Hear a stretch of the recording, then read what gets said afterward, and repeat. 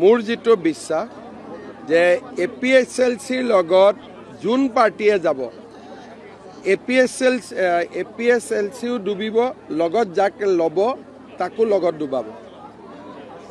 কাৰণ ইয়াৰ মানুহে APSLCক ভাল নাপায় আৰু তেওঁলোকৰ ৰাজনীতিৰ যদি যি ধৰণৰ তেওঁলোকৰ ৰাজনীতি কৰে তেনেকুৱা ৰাজনীতি কৰিলেতো কাৰ্বি আংলংখনত আকৌ পুৰণা দিনবোৰ ঘূৰি আহিব।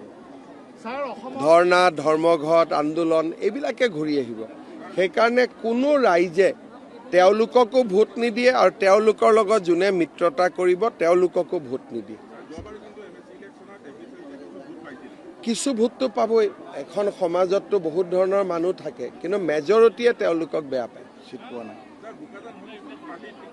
আমি এতিয়ালৈকে প্ৰাৰ্থী ঠিক কৰা নাই, কিন্তু মোৰ মতেদি 15-16 তাৰিখৰ ভিতৰত প্ৰাৰ্থী চূড়ান্ত হ'ব। দুটাৰ ভিতৰত এটা তেওঁ বিচাৰিব আৰু তেওঁ তাৰ ভিতৰত এটা পাব।